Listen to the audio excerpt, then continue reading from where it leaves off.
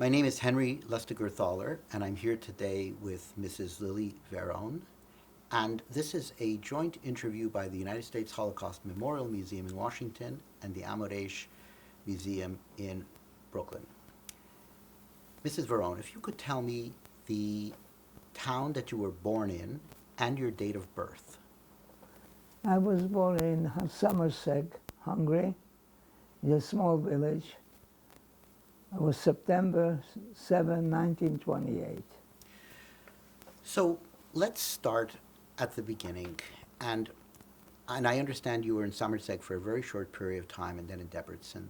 So give me some of your early memories, family life, perhaps we can start with your parents, your brothers, your sisters. The way I remember, by the time I was 4.5 years old, we moved into Debrecen.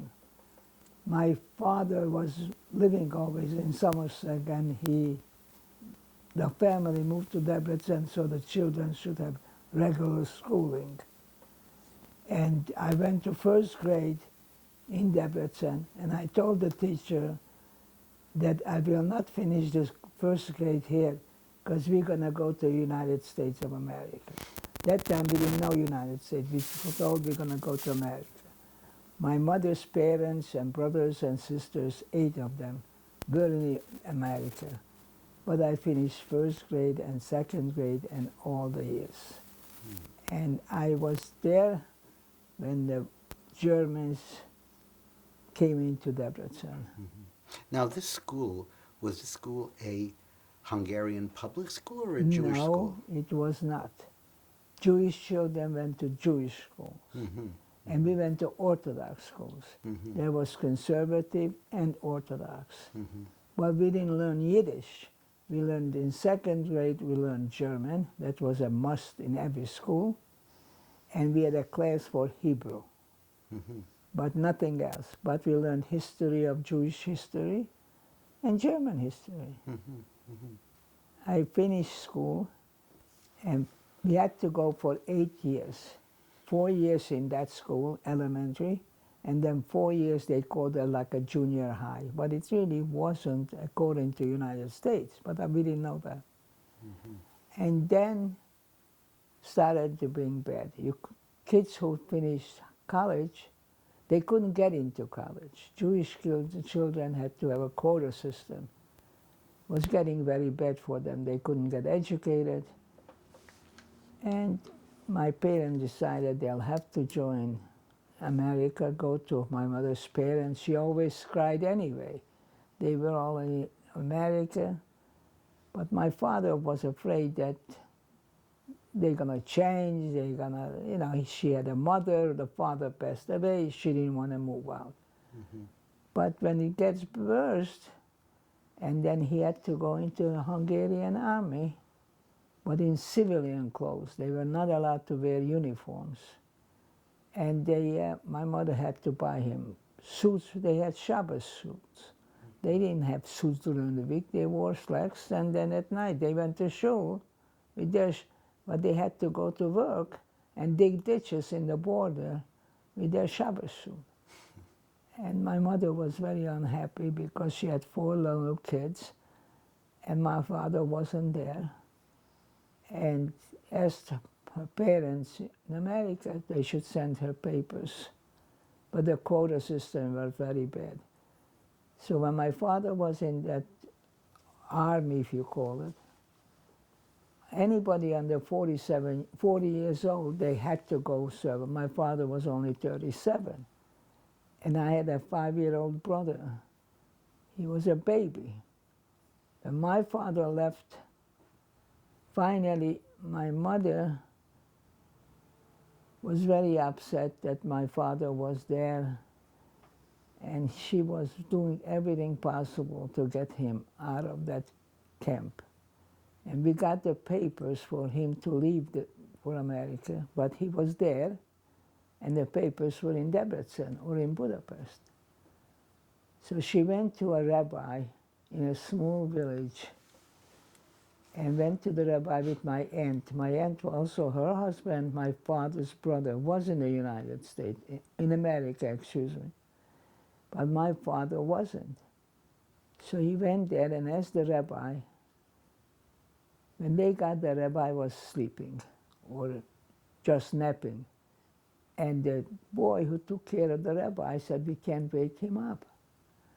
Then he decided if my little brother, who has long blonde hair, he didn't have a haircut yet, for 3 years old, and he could go in there, and if he touches the rabbi and the rabbi wakes up, he'll be all right. Nobody tells him what to do. And he did. They sent him in by himself. And the kid was looking at the rabbi, what he was looking, and he must have touched him, and he woke up.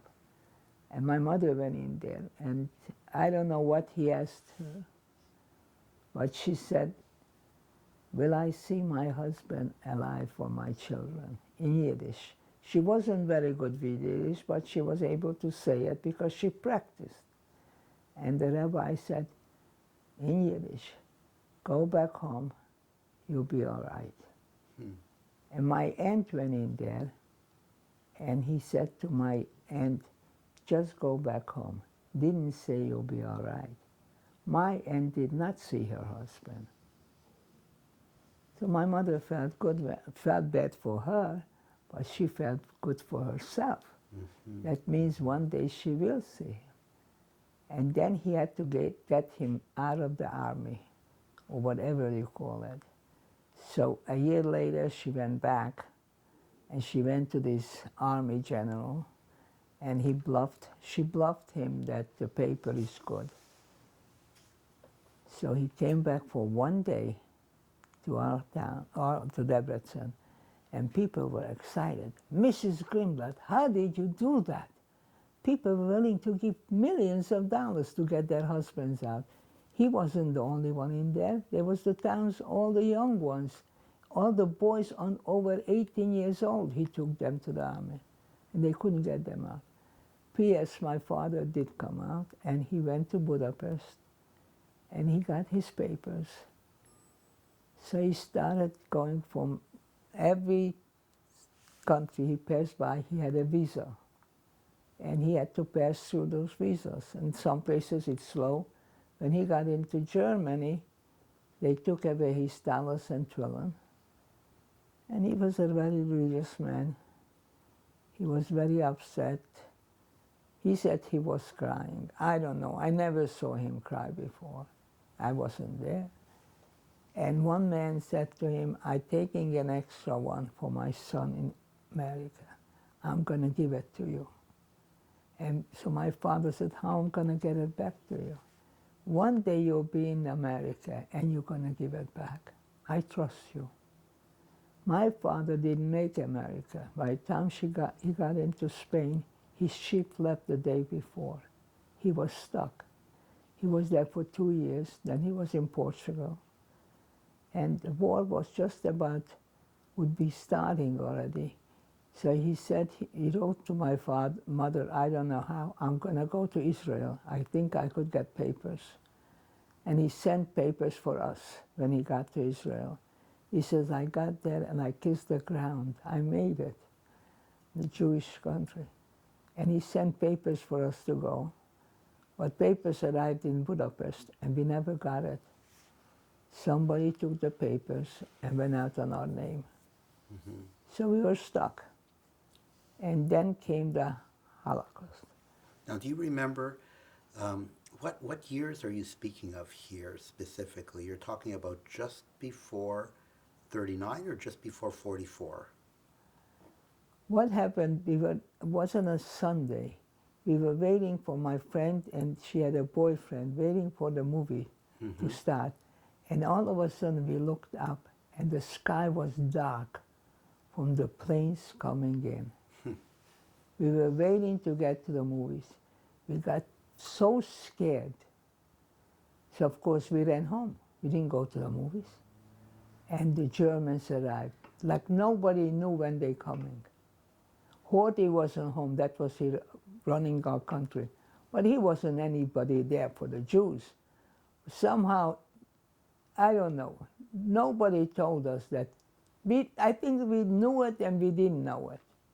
What's happening, because we kids, I don't think we really knew what was going on. And I remember my mother talking about that. People were talking that they should go to villages. Maybe it'll be easier to survive. And she has friends because she came from a village. She came from Matesalka, also a small place, and they were pretty well-off people, my parents.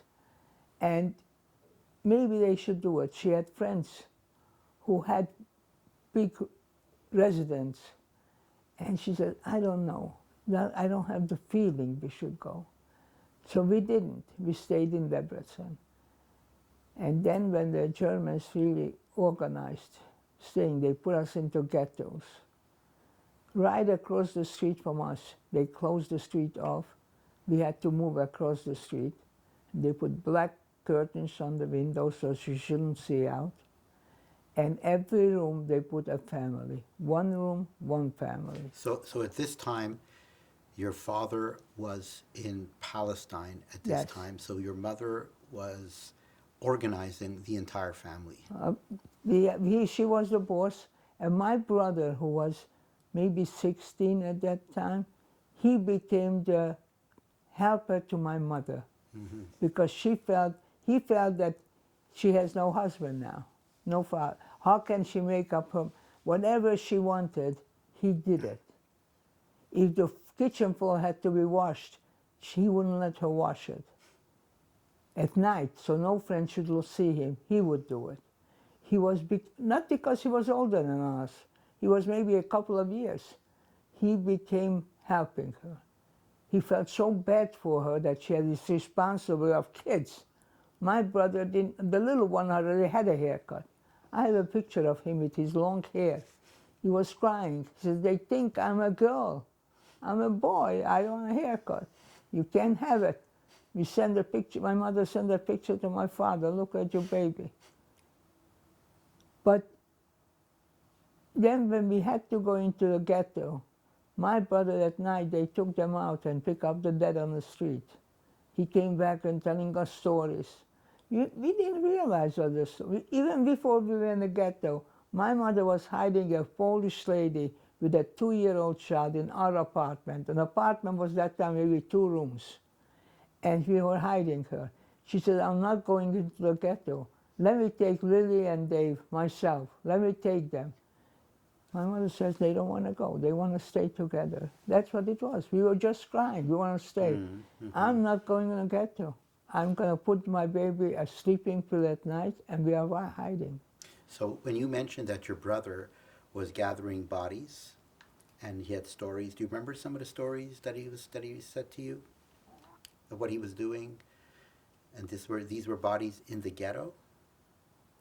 Every night they took them out from the ghetto to help clean up the streets. People die in those places. You know, I mean, you can ask for the food what they gave you, and the way they treat you, and if you don't said one word wrong, you got a clout in the head and you were dead on the street. So they picked you up, and somebody had to clean them up at night. And that's what he did. And then they said, okay, now they're going to take, first they're going to take you from the ghetto. We were there for weeks. But you know how kids are. We met our friends. I have pictures with the ghetto that I have with 2 of my friends. We were walking around like nothing happened. One of them didn't come back. But 2, 3 days later, we were laughing and just like living. I don't know how we ever did that. I think the older folks wanted we should forget the Soros. And then they said, you have to go end of the town. They were making open bricks. When they make in a factory the bricks, they put it out to dry. So they make like little cubicles for them, open sides, the bricks should dry there. So they gave us those places to stay, completely open. And we were carrying packages. We were walking, they walked us from the ghetto all the way to the end of the town. And the people who lived there, our neighbors, would yell, Jews, get out, Jews, get out. These were our neighbors. My father was a tailor. This was people that he made suits for them or whatever. Get out. And as we walked out, these people could go into our homes and take over right away. If they were smart, they never had a home before. Now they had. They were able to run in there and take over. Finished. We are out. When we got to these places with the brick, was open bricks, stacked up, and that's where we were put on top of it with the little packages we had from home, some clothes.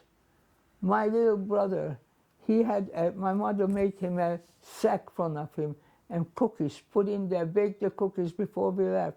And he was eating it as he walked, so he should forget what's happening. I don't think he realized what's happening. He kept on eating it. For days we were walking to. Then they said, okay, now we are organized. We're going to go to a labor camp. We're going to work.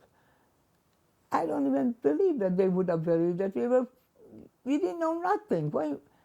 But anyway, then the people who have 4 children or more, they go on the first transport. And we're like morons, like cows or something. We just followed. But before we go any further on that, just take me back to your mother was the key here. She was the one that kept you together. She was the one that worried and about everything. Yeah. How do you think she dealt with all that? From your memory? She had to be responsible. She decided they are my children and they are here, not by choice, because I got him here. We are here. I wasn't smart enough maybe to get them out. So she was like blaming herself, maybe. I don't know. That's what I think, because if she went for that little soup that they gave out, and the policeman, not policeman, the army, whoever, the Germans, he had the lasso, you know, and he went like this. He said, where are you running? She said, I only want a little soup for my child. Wait till tomorrow, you'll get plenty of soup. I don't think she realized what he said, but she still wanted that soup. And she wouldn't eat it. The soup may be brown soup and had some potatoes in there. For herself, she would take out the potatoes and wash it 2-3 times over till she had a piece. For us, we had to eat the soup because she wanted us to have the nourishment from it, but she couldn't swallow it. She said, it's my job to feed you. We cried, you eat it and you drink it, whatever I can give you. I don't know what I can give you an hour from now. You have to eat it. Why don't you eat it? You know I don't like it, so I don't like it either. But you are too young. You can't refuse me. And we ate it. How can you refuse her? And they beat her up. She didn't care. She went for the soup. So we went on that train. All the kids, and one of our neighbors from before said, Fessel, don't go with the 4 kids. I'll have no children. Her daughter was an older child. I'll take one, and I only have 3, so we could stay. She said, I can't give them away. She was lucky, because that other woman would have gotten in trouble to have a child sometimes. You know, you never know. She said, my response on my kids, P.S., we got on the train, in the cart, all blocked up. They had a big pot in there that was going to be your toilet. Must have been 80, 85 people on it. You have a good memory of that trip? It was a terrible, terrible sight. Explain.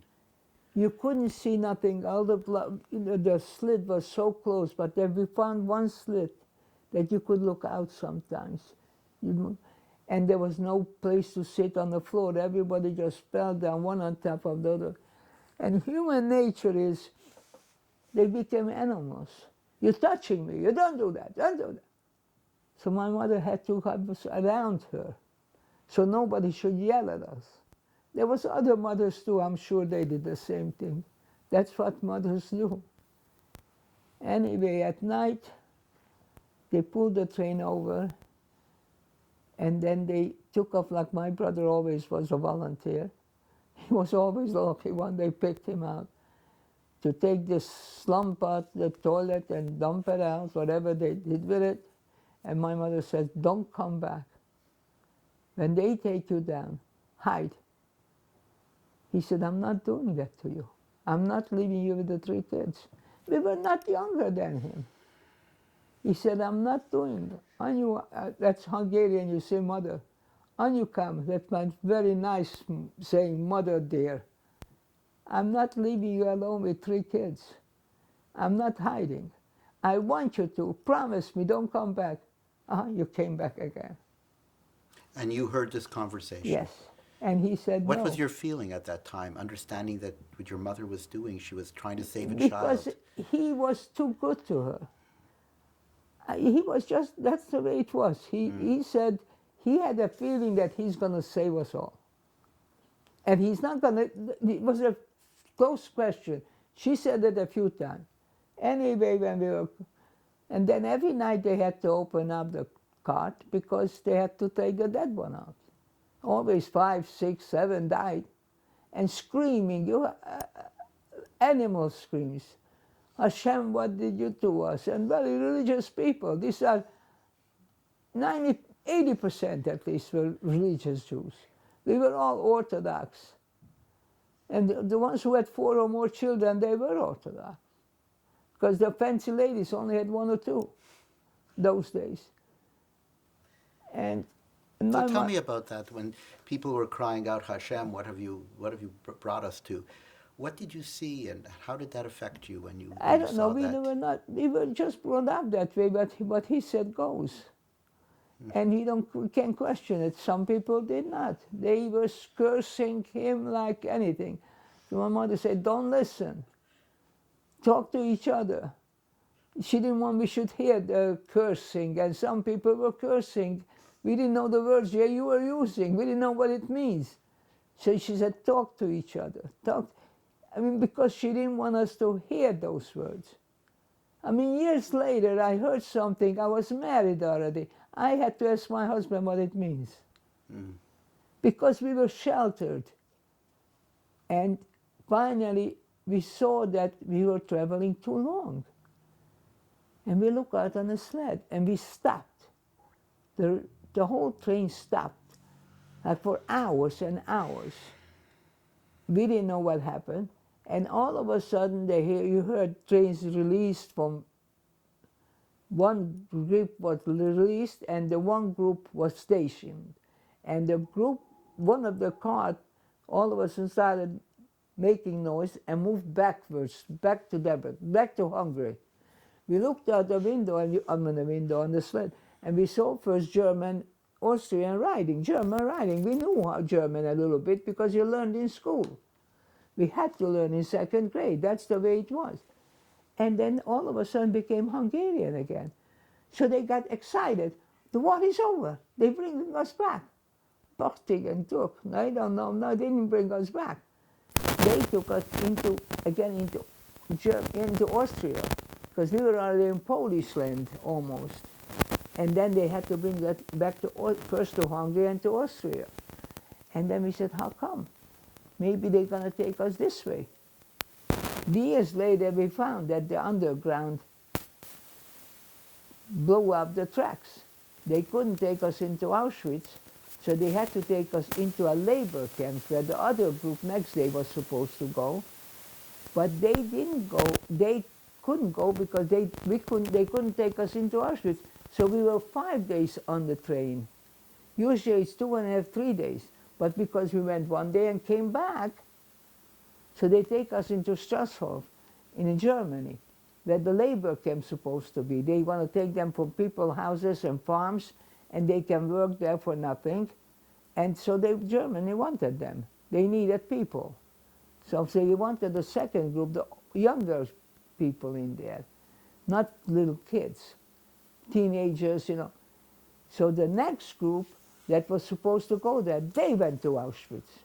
That we found out after the war. We didn't know that. They got killed. So when we got into Strasbourg, then we started walking. We were there a couple of days. They didn't know what to do with us. So they were taking us into Vienna. But we didn't know that where we're going. But we kept on going, and then walking. Not train. The train was finished. We got off the trains and we were walking. And they probably decided someplace they're going to take us into Vienna and put it up in schools.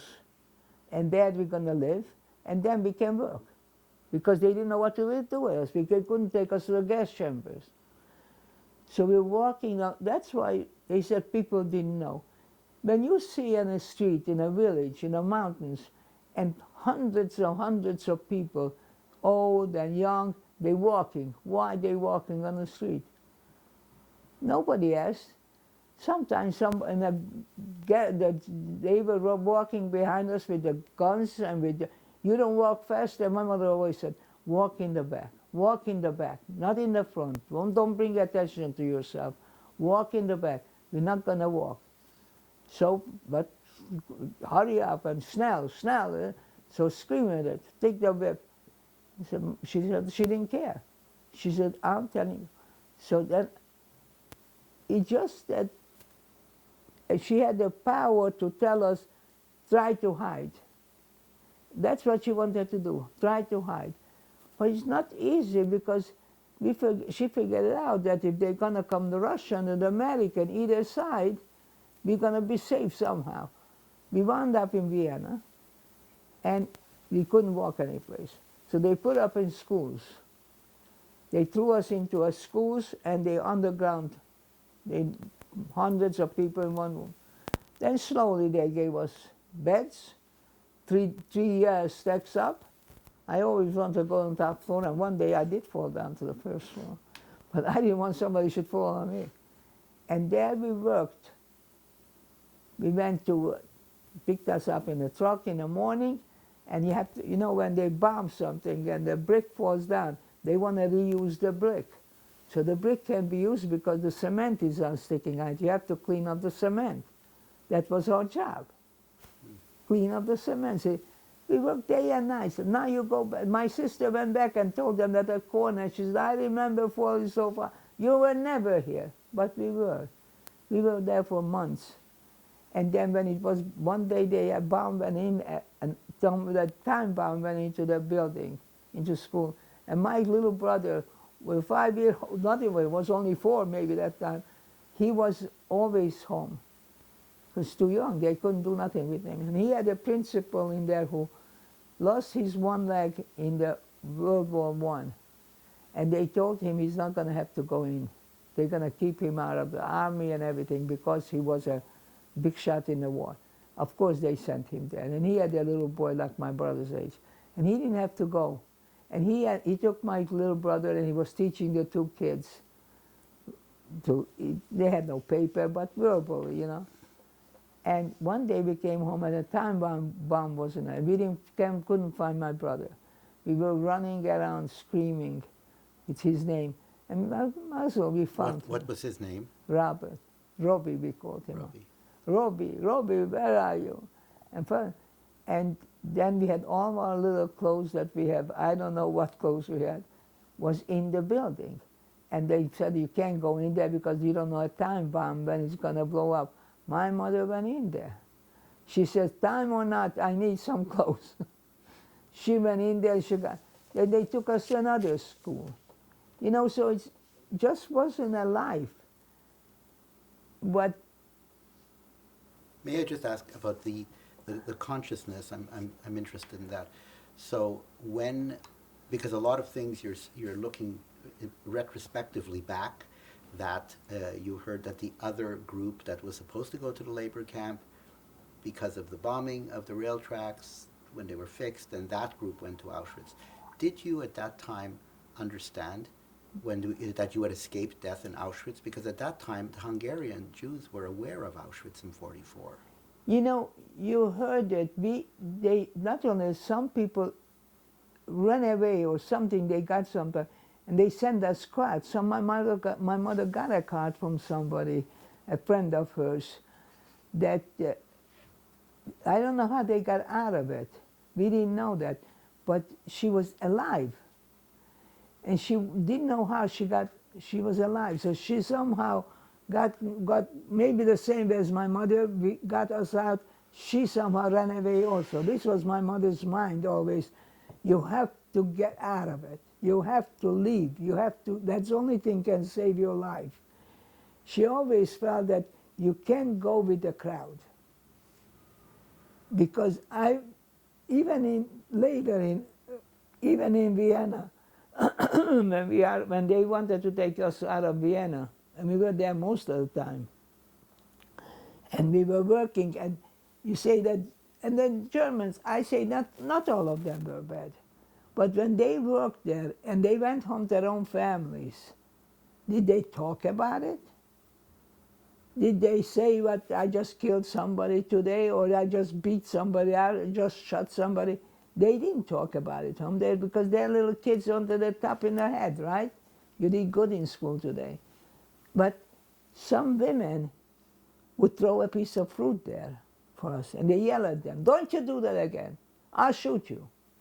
But some of them would, because they had a little something in their heart that these people are dying, maybe.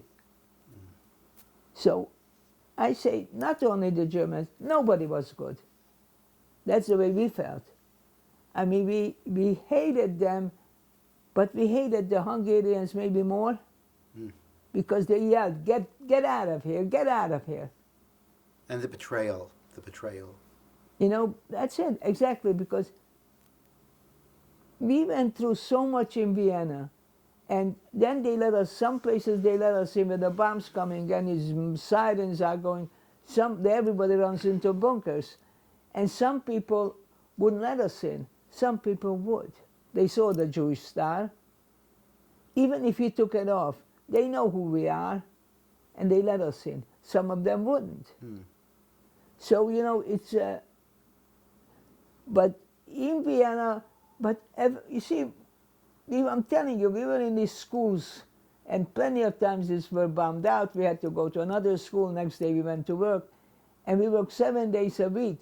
And some of the places we worked with, not Russians, the white Russians, and the big ones. And I was a little skinny kid, Jewish kid, and we were putting down into the ground. We had to put in a big cables. And my cable was this way because I couldn't pull it fast enough. He used to yell at me. I said, I can't do it. I can't keep up with him. So they hated me because they had to work harder. So nobody liked us. Even if they were in Soros, they hated the Jews. And they were in just as much Soros than we were. Tell me about the nights. What were the nights like? You were all huddled near your mother. Is that it? The nights in the schools. So when you were working, laying cable 7 days a week, and what were the nights like? Nights were exhausted. Yeah. You were exhausted, and you were. Of course. You know, you had to you shower, forget it. If you got a sink, you were happy. My mother said, I don't care how cold is the water, you have to wash yourself. Because you can't eat right, at least you have to be clean. When you have a mother, he takes care of it. Some of them single ones, who cared if they washed or not? You have to. But you still had a caretaker who cared. So your mother, your father, religious from My father was Jews. never there. My father was... Right, but I'm just saying that your parents were from Jews, religious Jews. Yes, Orthodox. Orthodox. So what did your mother do in the schools? Did she rely on some faith dimension to help you kids, or was that not there? Was there something that she said to you? Something that held you onto your Jewish identity and made you strong? Always Hashem, you can't question it. How can you do this to us? He has a plan. Don't worry, he'll save you. You were never allowed to say negative, nothing. No negative. She never had a negative word in her life. Even later she didn't. She never blamed. Some people were cursing him. And then he said, I'm sorry, I said it, I'm sorry, and crying. And they were sorry. But how could they not be? And especially when they took my brother away, my older brother, then she already was, she said, I'll see him again. I'm going to see him again. He went to Mauthausen. Mauthausen was like killing them like flies. that he survived. I think he survived because he wanted to see his mother. You know, because, I mean, we didn't know that, but then finally, after then German, then in Austria, they said the Russians are coming. Now, Germany didn't want to be captured by Russians. The Nazis or the SS, the SS have their SS number is put into their armhole, like they put it with the ink, the same way. So they knew that if American soldiers gonna see it, they're gonna kill them. I mean, the Russians gonna see them, gonna kill them. So they only wanted to go to American zone, even after the war. I mean, just closing the war. So we had to leave Vienna. We're working everything. They put us together and we're gonna march. We have to march more into Lips, out of the Vienna station, and just keep on walking till they're gonna find us another camp. Because they can't keep us in the school and they don't want to spend money anymore. They didn't know what to do with us. There was no camps there, no concentration camp anymore. They didn't know what to do with us, this one school group. And so we started walking again. Now when you start walking like that, a bunch of Jews on the street, and my mother was working in Vienna in Shell Oil, and there was other Austrian women who were working there, regular Christians, that their job it was. So my mother was the type of person that people like her because she's not a bitter woman, but she's a strong woman, and she's a small woman. So the women that she was working for, they were at night in their house, they were cutting up horse meat, regular horse, and they were using it, saving it, selling it. And my mother wanted to make extra money so she could, not money, but she got fruit from them or something.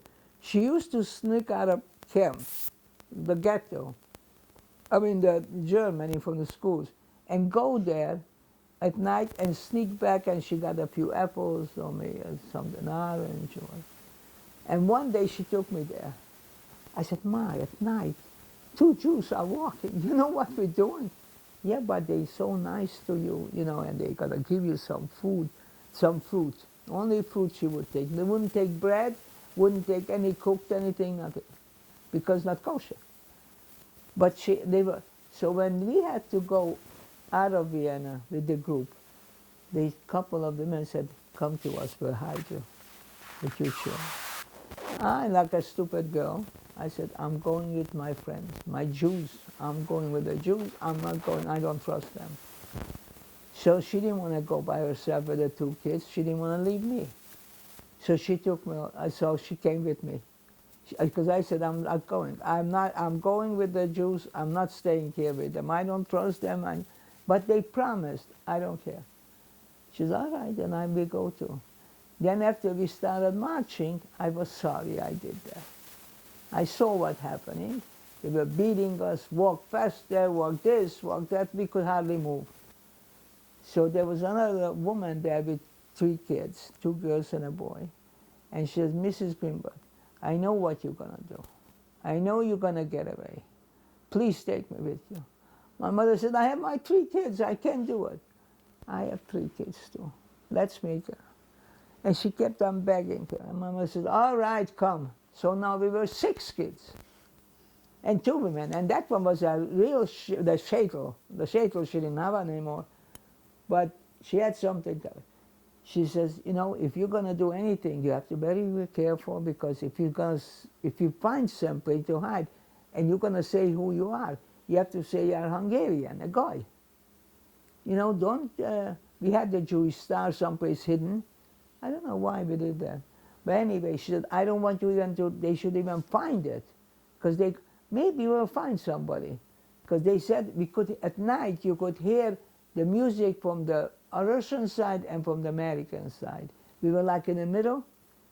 And my mother always felt we're going to be on the end of the line, and somehow we're going to run into some hiding place. We'll stay, and maybe a day or 2 somebody will find us. She's all right.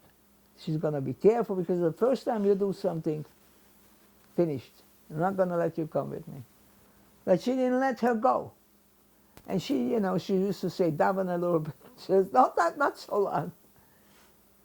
Finally, one day, so I felt bad. So the girl that, she was older than me, the two of us went into the village, and at night we had to sleep on the street. The two of us walked away, and we went from house to house. It was little villages. On the street, they had little houses, just like a village, a small village. And we knocked on doors. They should put us up for a couple of days. We have a mother, and we have a couple of sisters and brother. And we found one house, and she said, go up on the attic, and I'll hold you. So we went back, and we took our family, and we went upstairs on the attic overnight. They thought overnight that one of the sides, the Russian or the American, is going to come in. Next day, they didn't come in. So they said, out. They threw us out. So next group came in by that time, so we were put into the next group. So this was late in like 8, 9 o'clock at night already when the next group arrived, and we were able to bend in then. And they didn't know us. So they were very mad at us because we disturbed them. They were sleeping on the floor, and they had to give us a little room. They were. So my mother said, don't worry, we're not staying long. And the next day we did it again. And then we met a German guy. He saw us when we were, and he says he's in his SS, but he has a truck. And he'll take us on a truck. And he's going to take us out of the... My mother said, I only want to go to the American side, no big shot. And he said, we go as far as we can. And we got on a truck, an open truck, we're sitting on. Now, on that road, there was Germans are walking, soldiers, German soldiers, walking to American side. They don't want to be thousands. They don't want to be caught by the Russians. And we were there. Now you tell me those soldiers keeps on walking and they see these lousy people. They don't know we are Jews. Women and children on an open truck. They want to go on the truck. So they attacked him. So we had to get off and they got on. So then my mother got somebody else. He said that if we're going to tell him, he is an SS also, and he's told us that time that we can't deny it. He said, if you're not gonna say that I have the mark on me, I'll take you. So we said, anything you want, we say it, right? Then we got into the Russian zone. So that wasn't good for us. Then we left him because we wanted Americans. But this goes on. Finally, one of the guys, also a German guy, he said he's going to take us into the forest and he's going to come once a week and bring us food. But there they're feeding their animals and they're keeping some kind of like a watermelon or some kind of food for the animals. Don't eat it, and when they come to open it up to feed them, you have to go under the covers where they keep the food, that they shouldn't hear you because then they're going to catch you.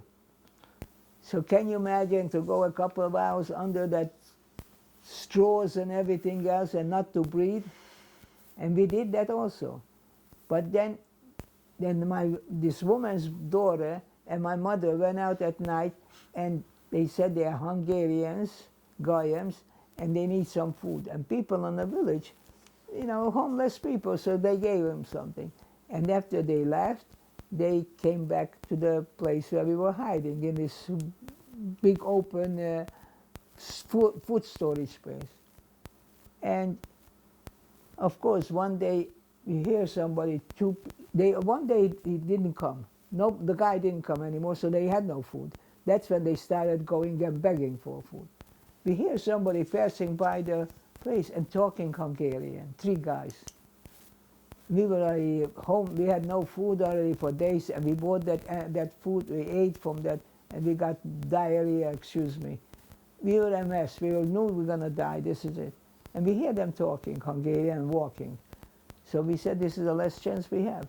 So of course my mother goes out there, he says, oh, you are Hungarian, so talk to her, Hungarian. We are, of course, Goyams, you know, and where you're going, they're going to play bunkers to live in. Germany had a lot of forest, and the rich people because before the war they built into ground apartment, a nice apartment with food, and they lived there when it was attacking the town or a lot of. This was in there, and he had a place there, and he's gonna come. And he doesn't want to tell his family. When he's gonna come there to feed the animals, he can always bring us some food. Then he stopped one day, and he said that. Oh, that he said that he has somebody's hiding in the back also, a woman with a girl. But he probably made him a girlfriend. But that's why he was coming there. So when these Hungarians came by, we said, that, can we go with them? Would they help us build one of these holes? They said yes. And we did, and we dug the hole, and we put the leaves on top of it like sukkahs. And you can't see it from the outside, and we could go under it. So that's where we were. And one day her son, said something in Yiddish. The next day the boys disappeared, the Hungarians. They found out we are Jews. And they left us there. They disappeared. Now my mother was stuck with them. He made a mistake, the kid. He said something Yiddish. So we didn't know what to do. We knew that there's a woman there with a child. We didn't know who she is. So we said we're going to go in town and give up. Because they were looking for us. And then we found out the people who knew, they gave us food when they didn't have anything. They came out the night before to look for us, to tell us they're looking for us. So we should run. But they showed them always they went back this way. And they really went that way, so they couldn't find us. These were SS guys, 2 of them, came out at night looking for us to hide us. That they should go the other way, but they didn't know where we were, because we didn't show them where we lived. We showed them another way because we didn't want them to know. So we had no choice. We're going to go to town. But we said that the waiter, the girl, and me, we decided that we cannot let that woman die there with the little girl. We didn't know where she was, but we had an idea where she is. And we went out at night, the 2. I'm getting the chills when I say that. Russian had a Stalin bulb, they called it, a light. They put it up in the sky, really like a lamp. And it shows their way. And we remember that he said something that follows. The guy said something where the woman is hiding. And the 2 of us went out there and found her. I said, come with us, we're going to do something. She said, I am sick and tired, I can't do no more. I'm going in town and going to give up. I'm going to tell them I'm a Jew and let them do what they want. And I'll try to save my daughter's life for my life. And she didn't come with us. So then we had to go into town also, but not the same way. We didn't say first, we said we are Hungarians, they said you're lying, but we didn't have to. So they put us on a truck with a driver. They're going to find they didn't know what to do. They're going to find a camp. If they said there is still a camp there. So the guy was driving there, driving and driving and driving, and at night he took out to eat and he was driving. He didn't know what. So one woman, from a German woman, ran out of the house and said, what are you doing with them? The war is over. You don't go in the house, I'll kill you. He said, the war is over a day. 2 days later, we got freed. 2 days later, the war was over. Before, we were in a circle, and they didn't believe it. And we got into a Russian zone. My mother was willing to kill the world. So we went to his family, and they said, we'll take care of you. The town is, Americans are in town. That's what they said, American soldiers are in town. I just spoke to them. Tomorrow morning, take a shower, get dressed. You'll be going in, and you're going to meet your dream.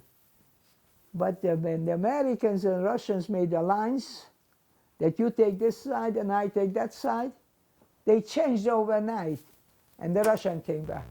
Overnight. We were stuck again. And we got to Ims, and we were staying there on the Russian, and we said, we're not going to go to Russia, and My mother said, okay, God wanted this to us. Now we go back to Hungary and find Dave. So we went, first train ran about 2 months later, and my mother dressed us in boys' clothes that the Russians shouldn't know who we are girls. And my mother was a beautiful lady with black hair. You used to say in camp, the beautiful lady with the 2 daughters. You know? That's the way they talked about her. And she said once, I heard that the guy came into the room, and my mother said to him, you have a mother? He said, yes. How would you think of your mother if she would be in the same position that I am with you? He said, I'm sorry, and he walked out. She said to me, that's a miracle. You know? And it was a miracle, but she just hit in the right place. He had a mother. Maybe he would have said, my mother is dead.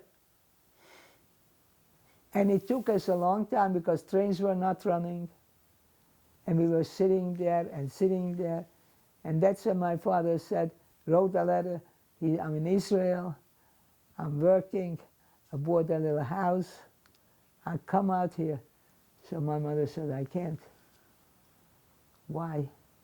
Dave don't want to come. My son don't want to come. He said, all my life I heard I have uncles and aunts and cousins and grandparents. For 20 years, I want to see them. So my mother said, I brought them back alive. I'm not leaving here. She used to go to when we went back to Debrecen, and you just can't go by border. We had a carriage, a van, not a horse carriage, covered up as vegetables. From Vienna, my mother paid for it to get into Debrecen. And every day she went to the station to look for the station when they come. They said, your mother is crazy. She has Alzheimer's. She's this, she's that. David is dead. He was in Mauthausen, and they saw him put out on a pile. That's what they did. When somebody's almost dead, he's not coming back. She said, I said, we're going to stay as long as she accepts it. She has to accept it. She said, never. Every day. And he was in Mauthausen, and somebody told him, your cousin is here. The sister-in-law who went that time with my mother, she died, but he didn't know that. And Dave was going around yelling, Meyer, Meyer, where are you? And his Hungarian name was really Sanyi. Sanyi, come to me, come to me. Thousands, hundreds of thousands of people, the 2 boys were yelling at it, and they found each other. And they said, you're not going to die, I'll take care of you. And they came home one day. My mother came from the train station. Here. And that's why my mother said to my father, you want to see us? You have to come here. I'm not letting him go. What a remarkable story.